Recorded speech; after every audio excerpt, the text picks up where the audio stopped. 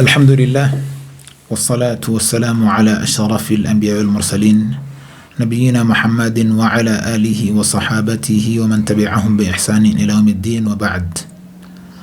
Naam, tunaendeleza yale ambayo kwamba yanavunja saumu ya mtu. Naam, imekuja swali, je, mtu kufanya hijama katika mchana wa Ramadhani hali ya kuwa amefunga, je, ina haribu saum ama haribu saum? Naam, mtu kufanya hijama katika mchana wa Ramadhani hali ya kuwa amefunga ni jaiza lisaimi, inaruhusiwa kwa yule ambaye kwamba amefunga. Warajihu, na qaul ambayo kwamba ina nguvu zaidi, annaha la tufsidu saum, haiharibu saumu ya mtu.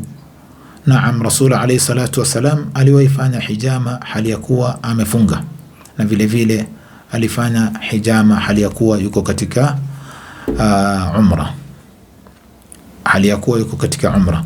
Na imekuja katika hadithi ambayo kama mpokea Sa'id al-Khudri radiyallahu anhu, Rasul alayhi salatu wasalam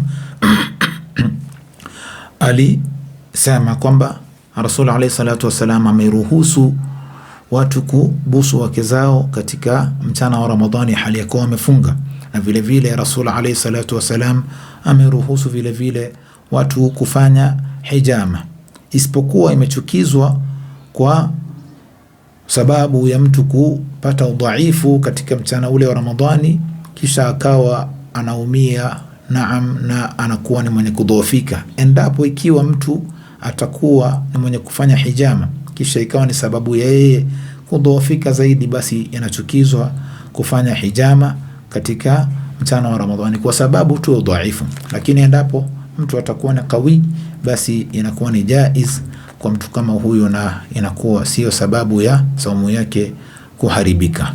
Kwa hiyo tunamuomba Allah azza wa jalla tujalie ufahamu katika dini ili tuweze kuendesha dini yetu na ilmu. Subhanakallahumma bihamdik ashhadu an la ilaha illa ant astaghfiruka wa atubu ilaik.